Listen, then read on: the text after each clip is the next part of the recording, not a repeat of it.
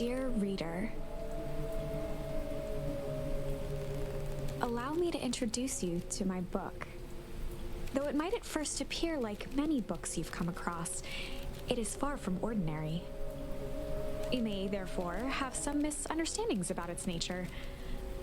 The story that awaits you has not been fully told. In fact, its conclusion is not yet known, even to myself. It is in that way that my book is special. It is in that way that you are special. Without you, there is no story. Chapter 1. Normal isn't what it used to be. This is a story about change. Nestled in a shallow valley is the town of Beacon Pines. Far from the town square, across the river, past the neglected welcome sign, a young boy walks alone at dawn. His name is Luca Van Horn, and like you, dear reader, he's here for a reason.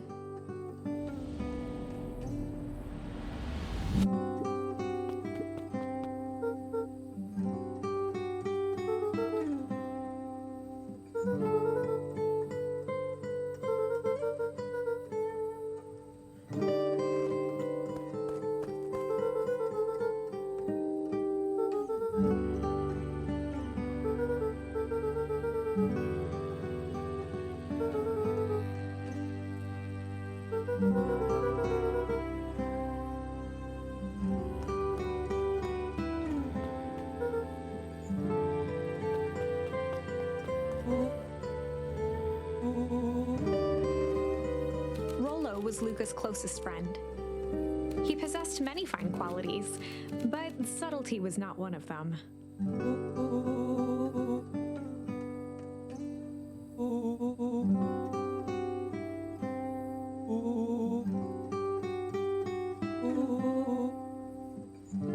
Rollo finally noticed the tears welling in his friend's eyes and the flowers on the grave.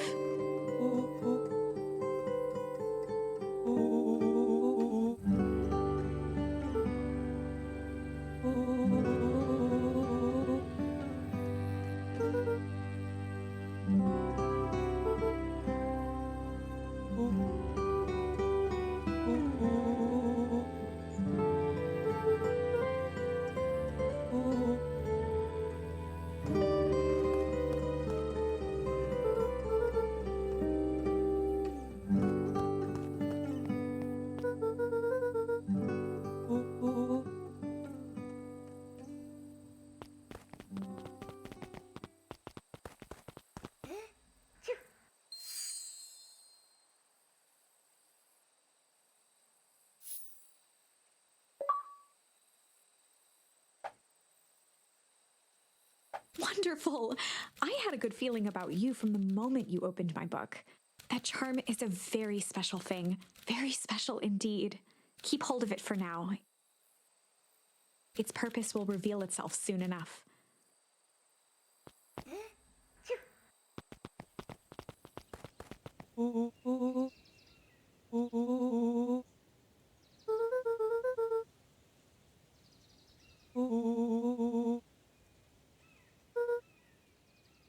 Rollo looked to the side suspiciously.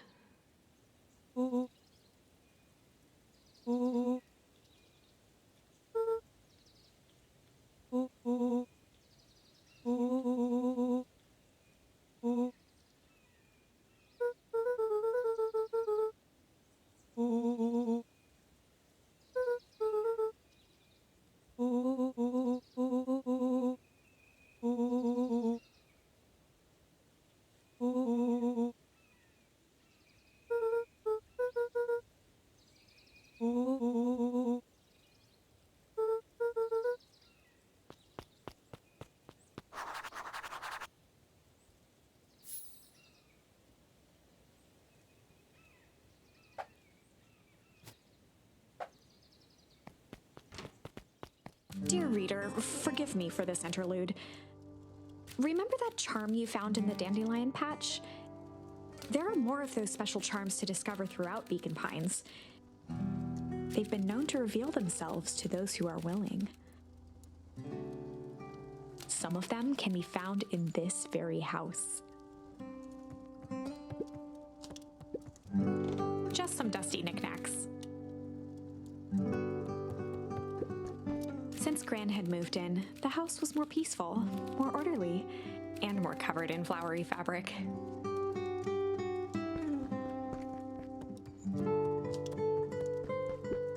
One of his father's old stethoscopes. Luca had spent countless hours listening to anything and everything with it. Not for years, though.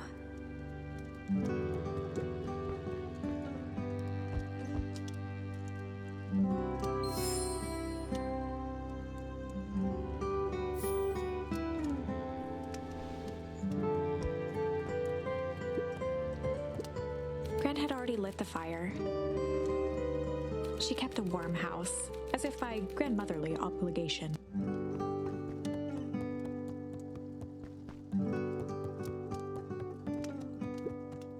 Luca paused at his parents' bedroom door. He just wasn't ready to go in yet. Gran had commandeered the upstairs closet when she moved in. "Some things need shelter from a young boy's mischief," she said.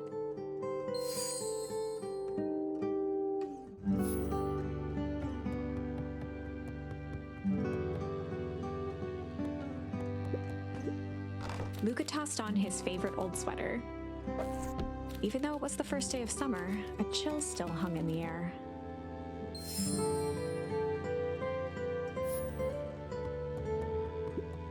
Gran's moving in meant that most of Luca's things had been crammed in the corner.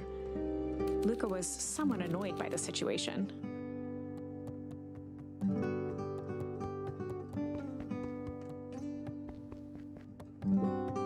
Gran's bed was undisturbed. Luca didn't mind that she had a habit of falling asleep in front of the fireplace. It meant that he could read late into the night.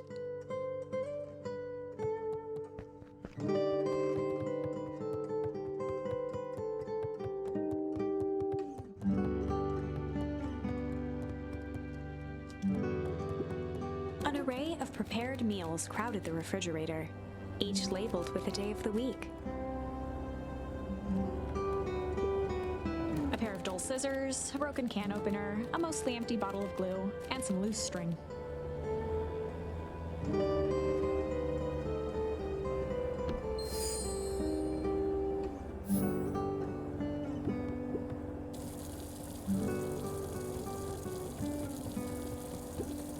The only piece of furniture Gran had brought when she moved in was an old hutch.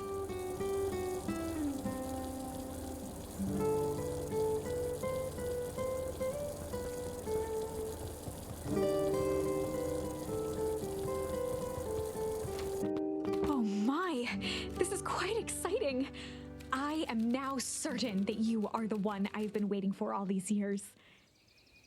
You'll recall I was a bit coy regarding the use of charms earlier. Excuse me, I tend to have a flair for the dramatic. You are about to encounter your first turning point. There are certain times in this tale when everything hinges on a single word. Step forth, dear reader. A sturdy old wheelbarrow. Young Luca would spend hours hiding in the bushes, waiting for a chance to jump out and startle his mother. She always enjoyed humoring him by feigning terror. A beginner's guide to gardening laid open on the bench.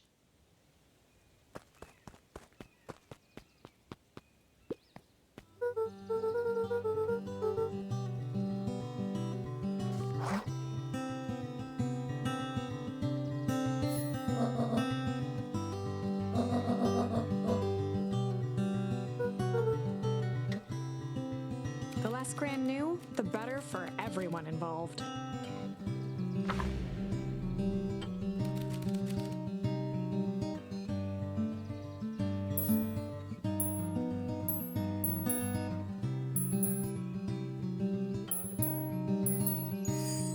We were just gonna go chill for the day.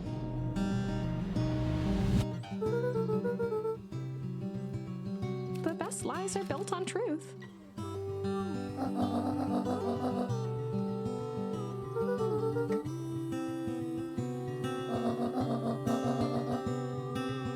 Easy. Impressive. You've managed to navigate your first turning point without too much of a mess. That is the power of charms. A single word can change everything. I think it's time to introduce you to the Chronicle.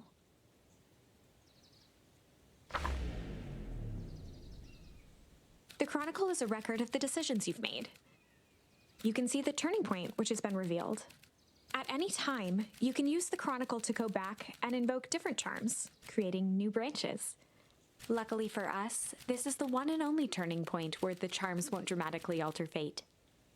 It's the perfect opportunity to experiment with rewriting things.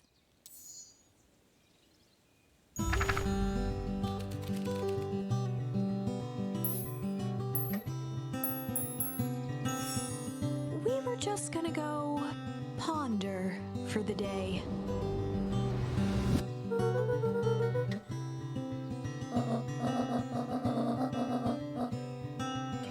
This was Luca's chance to sell his alibi.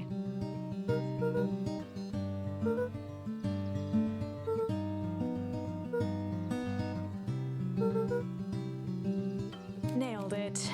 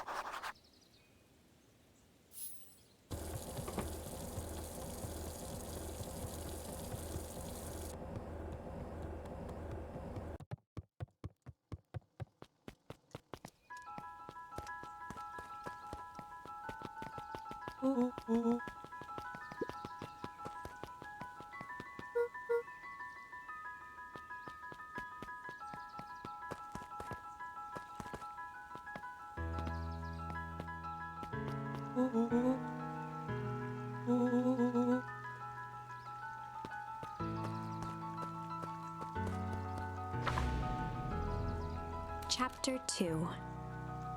Welcome to Beacon Pines. For many years, this valley had been a small mining outpost. It wasn't until Sharper Valentine built his fertilizer company that Beacon Pines was established. Over the next 30 years, the town had grown and prospered, until the foul harvest and his sudden death. In the 6 years since, everyone was simply trying to get by.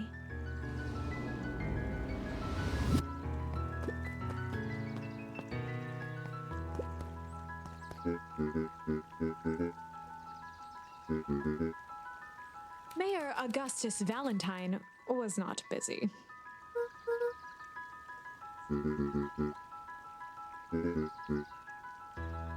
Flustered, Gus instinctively loosened his tie.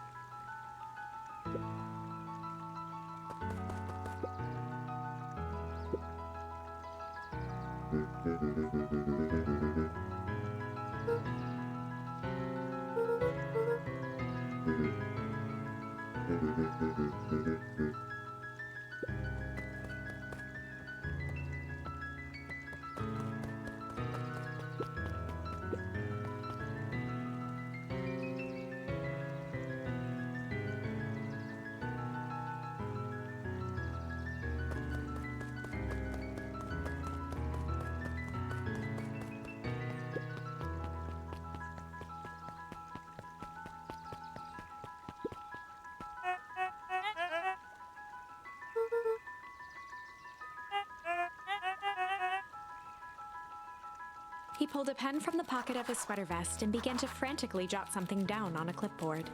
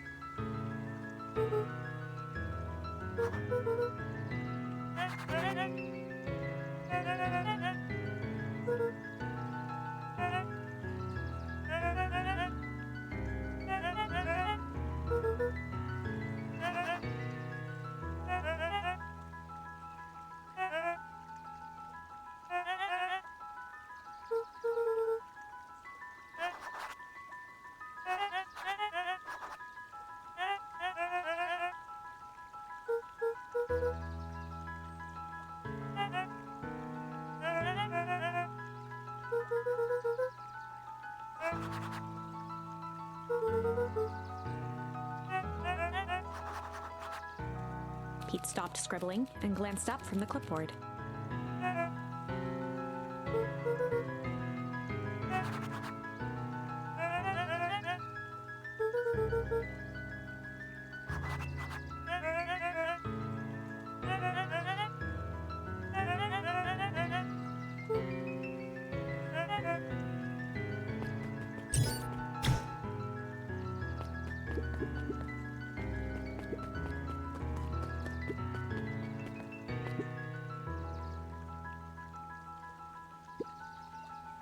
Mr. Sinclair continued snoring and lifted one eyelid just enough to see who it was, a tactic he often used to avoid undesirable conversation.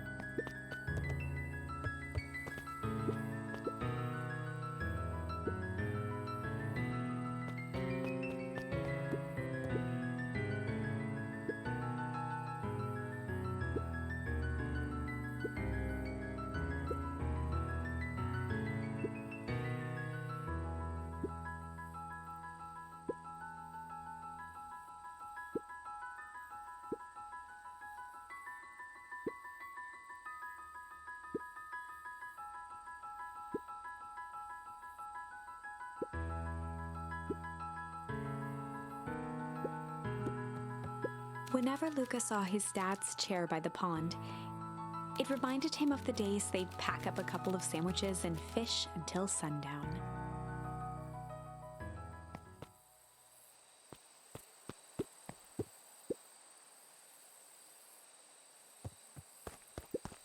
Luca opened the tackle box and picked the perfect bait. Luca tied a shoestring to the hook. What fish could resist a nice shoestring?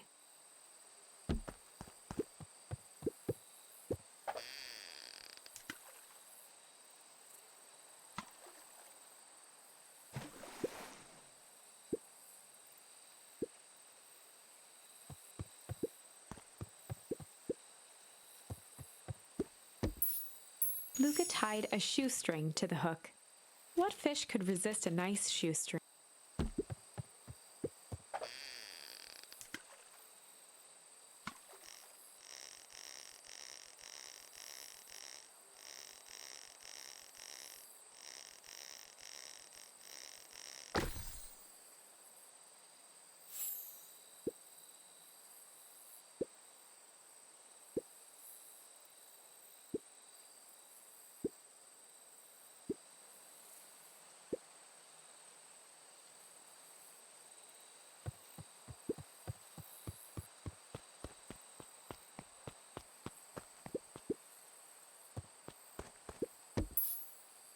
Luca gently baited a feather onto the hook.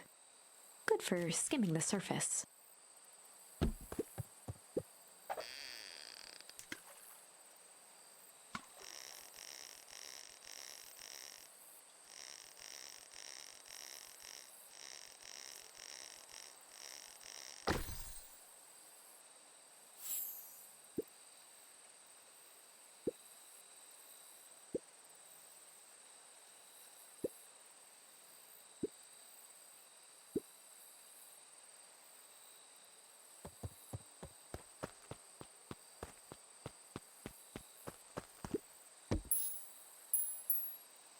Luca tied a shoe. What fish could resist a nice shoe?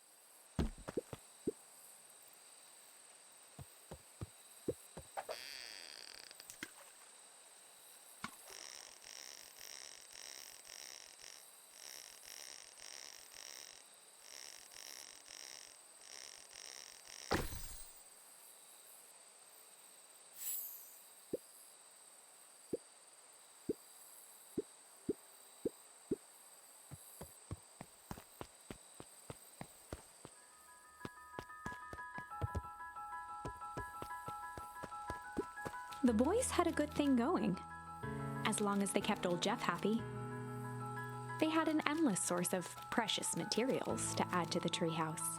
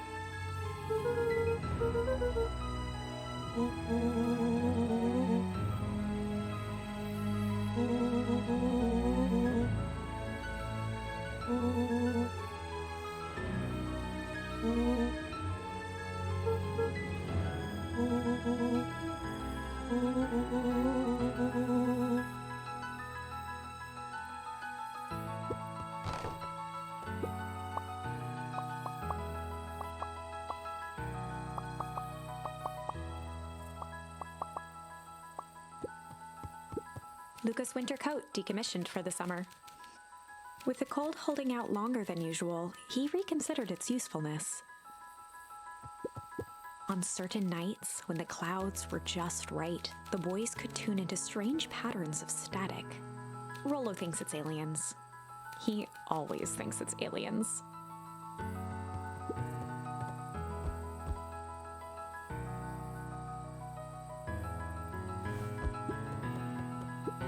After Luca's father had passed, Rollo became obsessed with them building their own Hank atomic star scraper.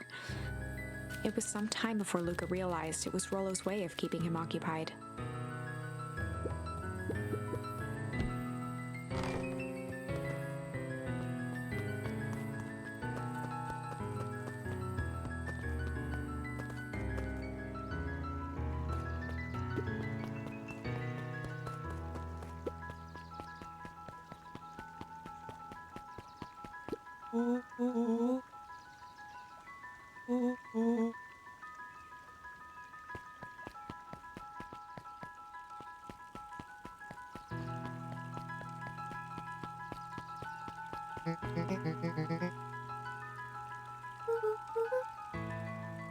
Oh, right.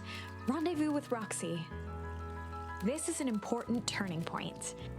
The first time where your charms will change the course of fate. And currently, we only have one suitable charm at our disposal. Have no fear, we can always return later using the Chronicle once we find more charms. Well, now I'm just rambling. Where were we?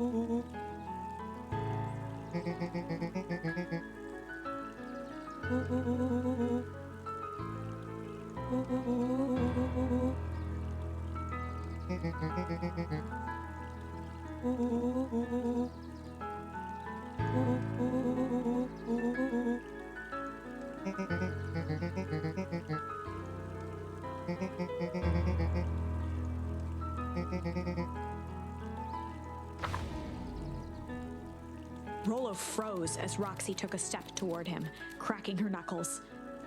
Luca knew he had one chance to save his friend from being dragged home.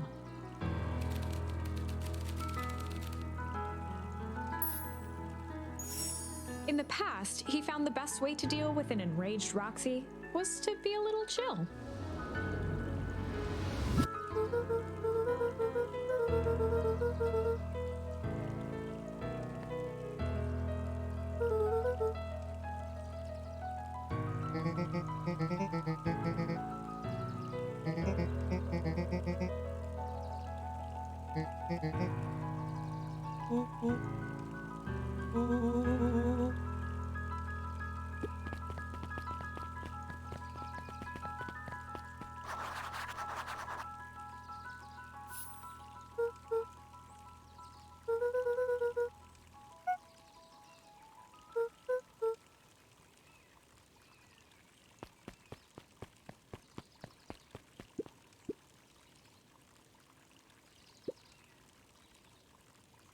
A bit much, if you ask me.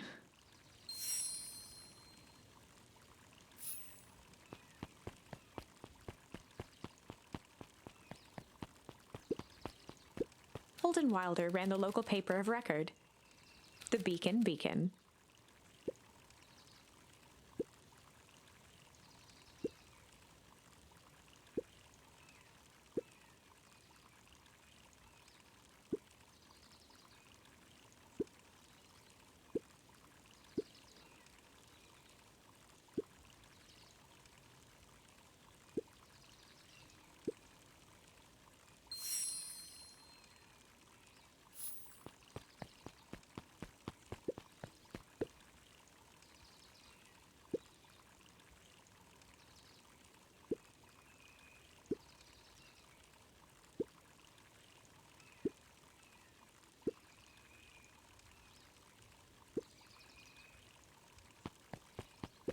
Miss Hatch could often be found near the fountain, too absorbed in a book to be distracted.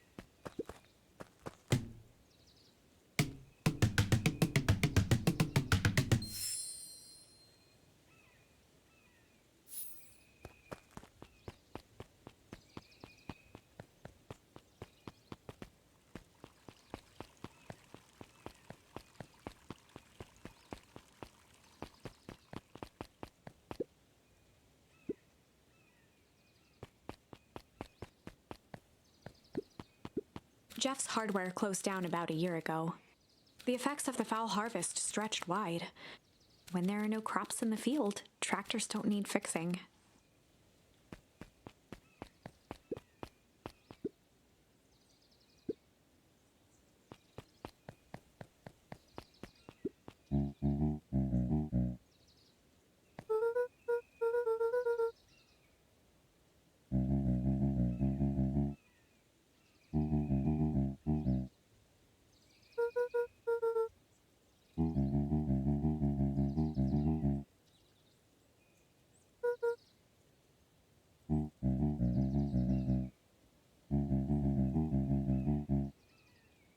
A promise Gran regretted the second it was made.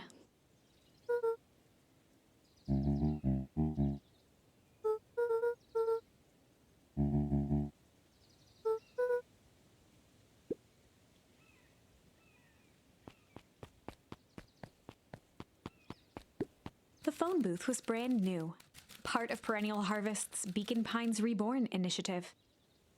It didn't see much use.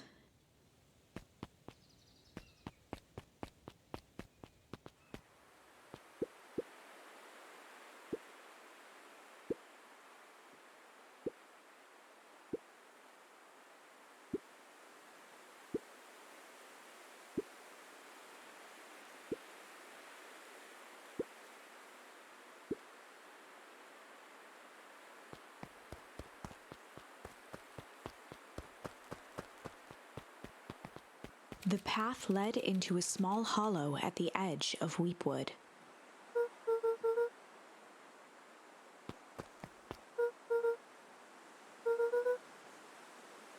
The fence thrummed with a gentle electric buzz. Luca often asked himself what Rollo would do, so that he could rule out that option.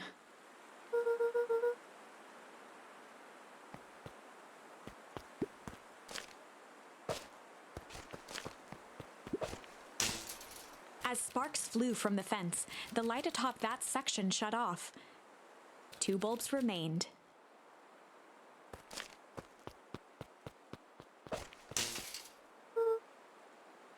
One more to go.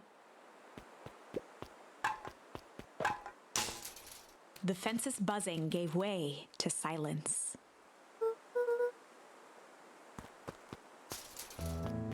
Every kid in town knew the old Valentine fertilizer building. Long abandoned, the warehouse once served as the industrial heart of Beacon Pines. Now, it stood only as a reminder of things left behind. The dormant building showed strange signs of life.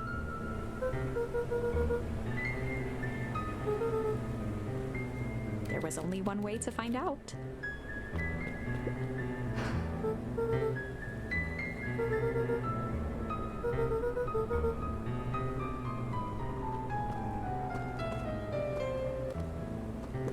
The hose emitted a subtle sound. It was actively draining some kind of liquid.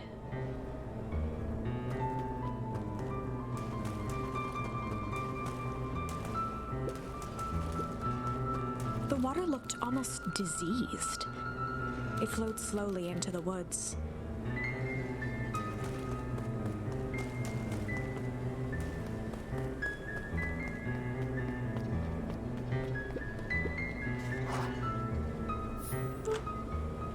Luca thought he heard faint sounds coming from the other side of the door. He pressed his ear against the cold metal to hear better.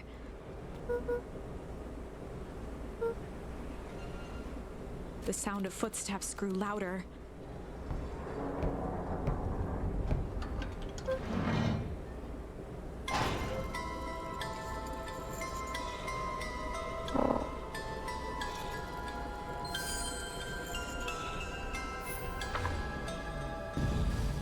The heavy steel door knocked Luca to the ground. Disoriented, he looked up to see an imposing figure silhouetted in a green glow. It lunged toward him. He tried to scramble away, but felt a gloved hand latch onto his ankle. Luca watched his fingernails leave trails in the dirt as the hand slowly dragged him back through the door, into the lab, into the green light.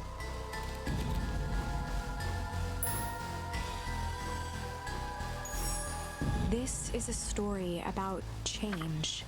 It was far from the sort of change Luca imagined for himself. But change is, after all, a dangerous animal. The end? I probably should have warned you about this. There are many paths that our story can take. Most will end in tragedy, but don't let that discourage you. We will find the ending that this story deserves. I just know it. From here on out, a charm will have a check mark when it's been used to its full potential at a given turning point. Now, let's try something different.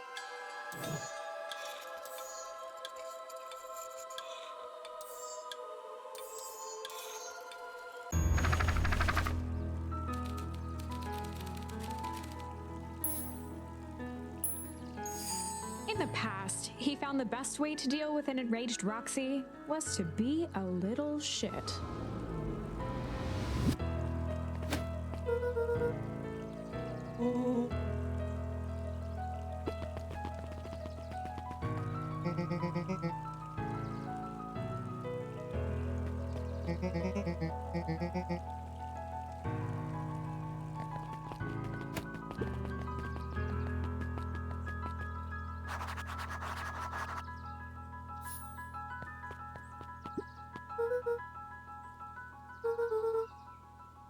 Solomon Valentine, current ward of and future successor to the Valentine fortune, huffed as he brushed off his pants.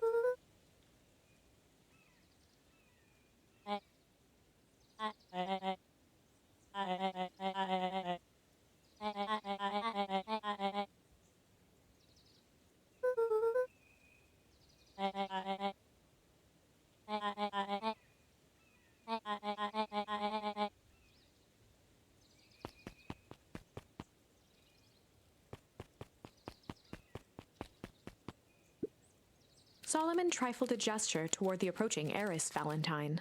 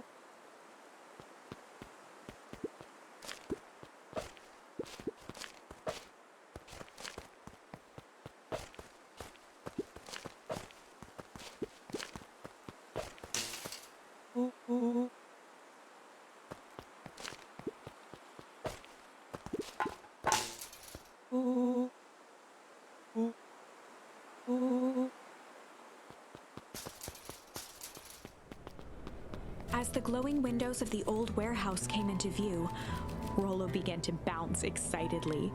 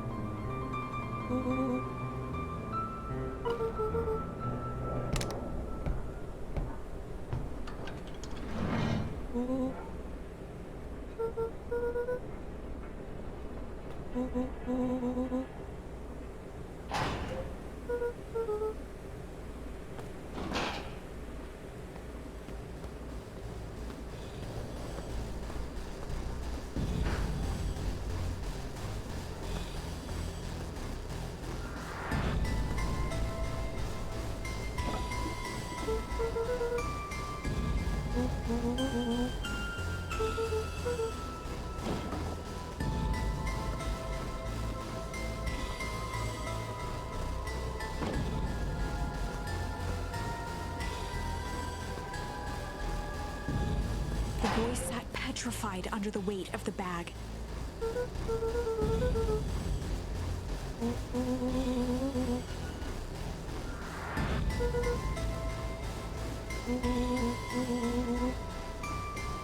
Rollo felt around at the large sack which burdened them. He snapped off a tag from just within a small zipper opening in the bag.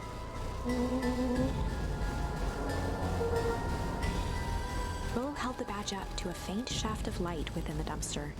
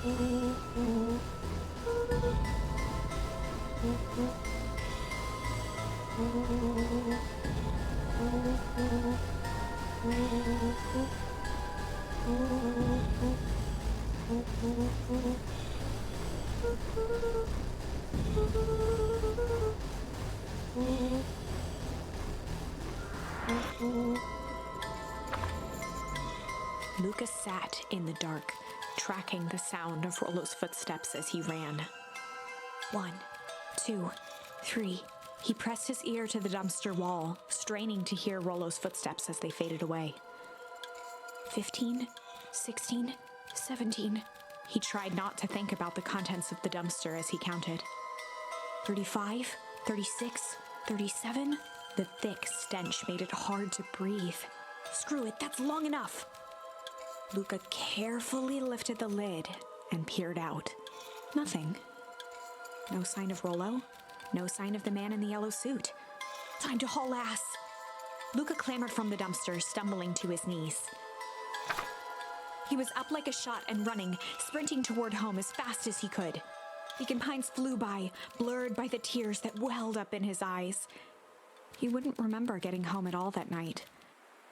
Throwing his front door open, storming up the stairs to his room and surrendering to sleep almost as abruptly as he hit his pillow. Chapter 3. Finding a Friend. The next morning, it was quieter than usual at the breakfast table. Only the sound of silverware and chewing interrupted the awkward silence.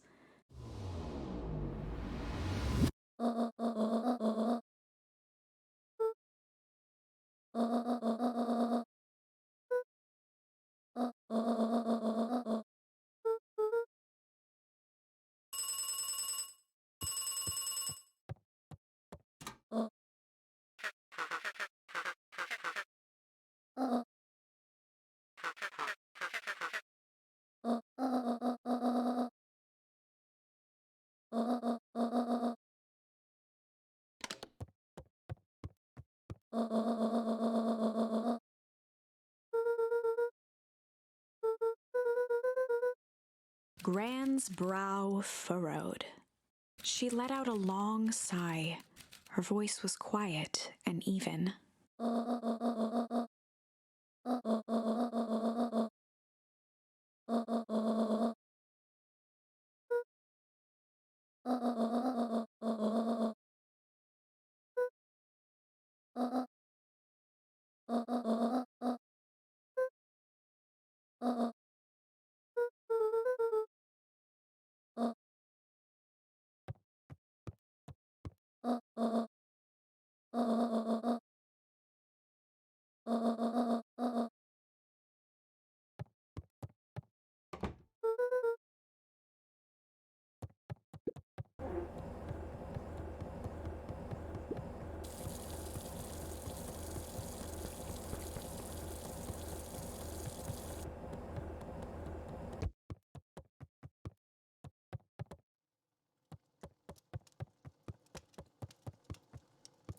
An eerie electronic sound echoed from Luca's bedroom.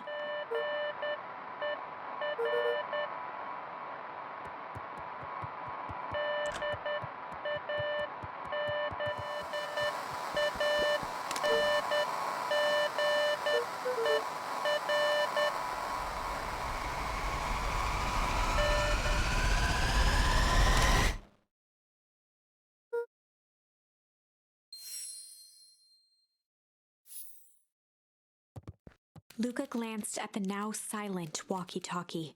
He wasn't sure what to think.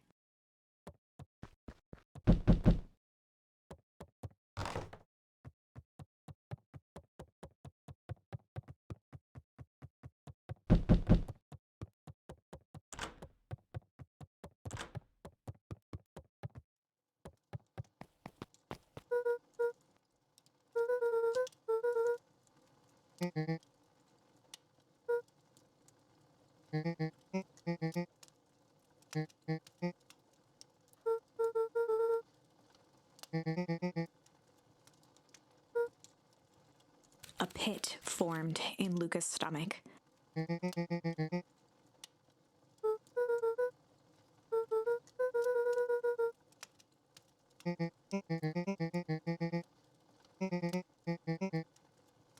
Luca's mouth felt dry.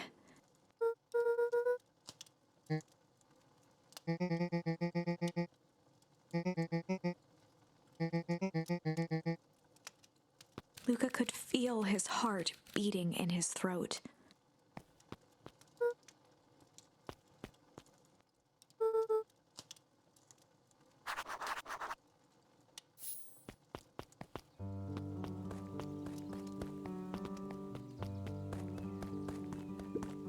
The road leading to Beacon Pines was long and uninspiring, a sort of natural barrier for the impatient.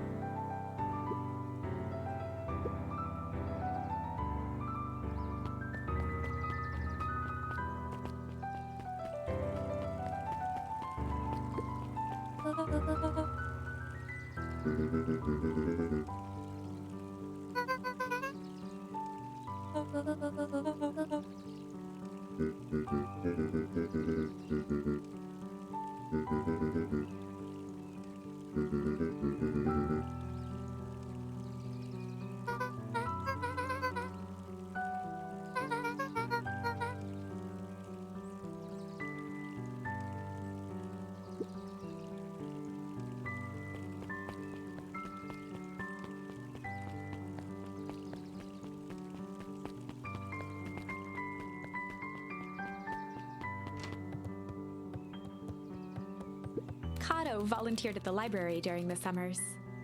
He wasn't very social, so he'd dedicate each summer to becoming an expert in a single subject, making him a reliable source of very particular knowledge. If you were to ask Kato something he didn't know, he'd escape into the dusty old bookshelves and return with just the right thing. Kato was lost in his reading. Luca crooked his neck to see the title, Introduction to Melitology.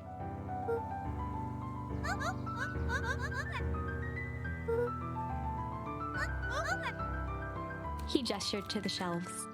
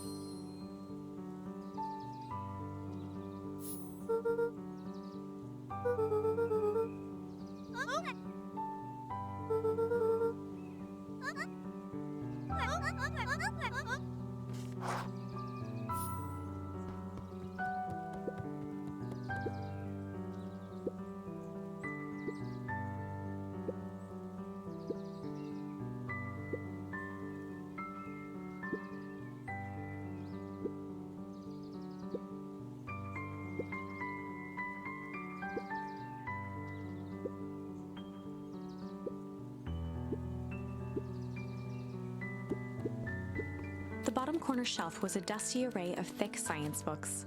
Only one binding was clean enough to read: Cellular Biology and the Chemistry of Mitosis. Mycological Phosphorescence.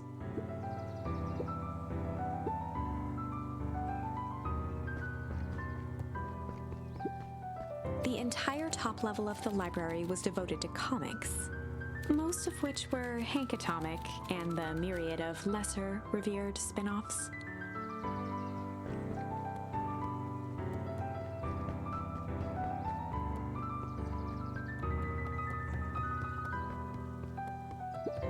Oh, the cobs I've eaten. A salad-centric travel guide for the mildly adventurous.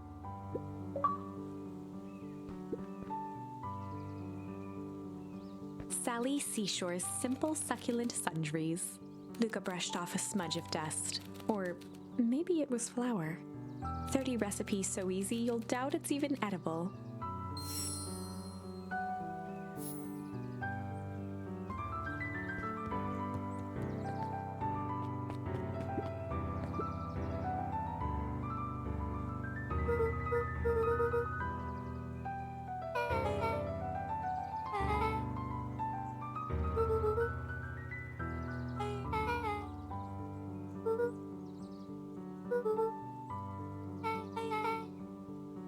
Beck's family moved often, giving her little time to establish any real connections. She would tell you she prefers it that way.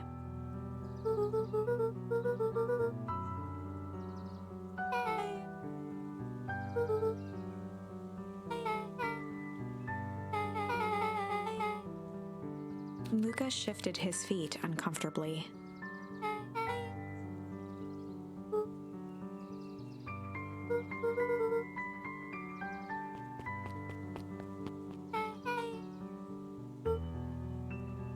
Beck pulled a coin from her pocket.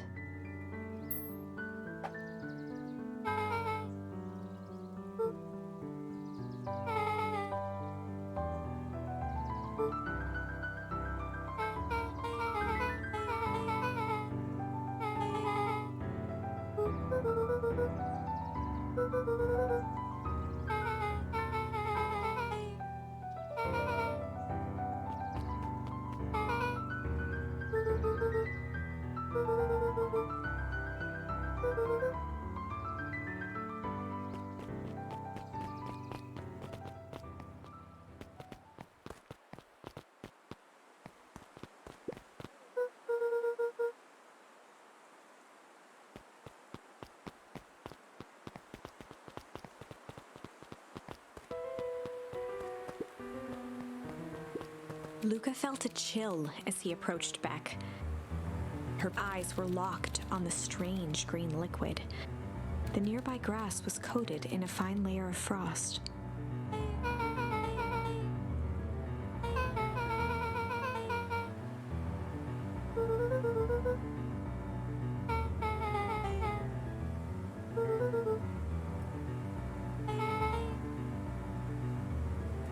Luca watched as Beck dipped a broken tree branch into the goo.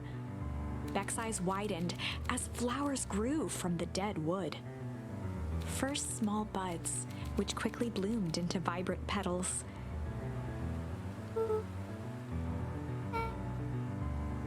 As quickly as they had grown, the flowers began to shrivel and turn gray. Beck dropped the stick with a grunt of disgust.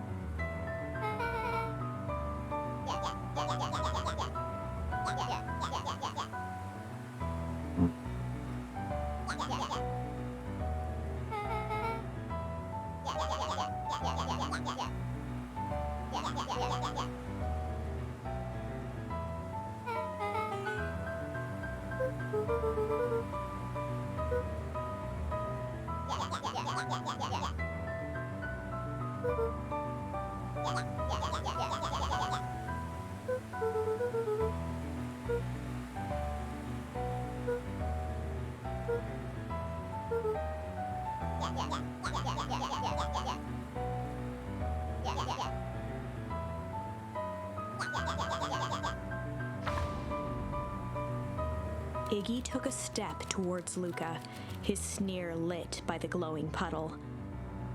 Beck could see tears welling in Luca's eyes, his fists clenched. Some things about Beacon Pines were very different from the city. But a bully from a hayseed town is really no different from a city bully. Beck took a deep breath and thought.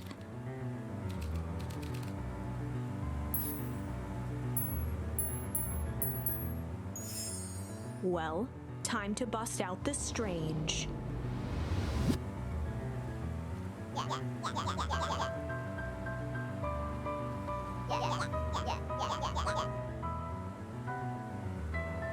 Beck stared in silence, the only sign of life being the twitch of an eye.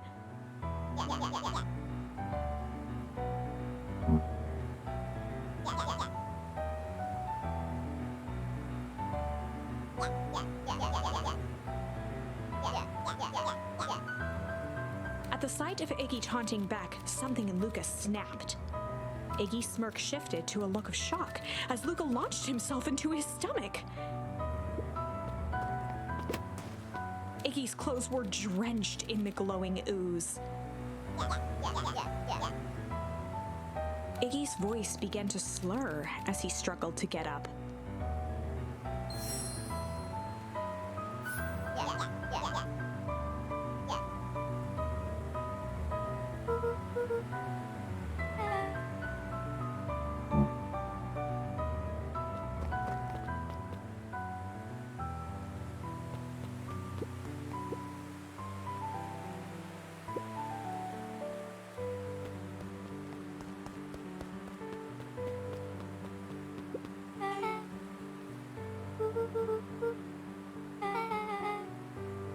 The person at the warehouse, this strange ooze and what it did to Iggy. Was Rollo caught up in all of this?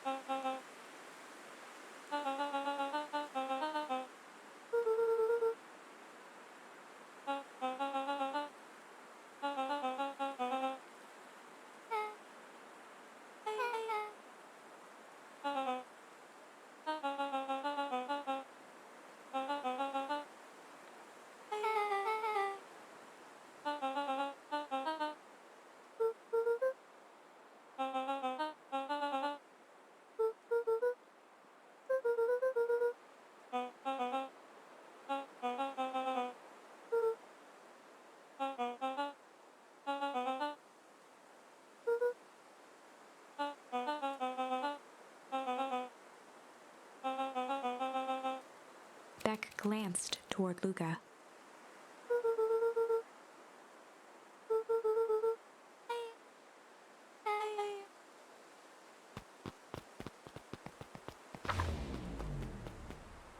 Rollo was safe. A wave of relief washed over Luca, which was quickly replaced by a sense of dread. Gran is going to kill me. If he hurried, he might just make it home before sundown.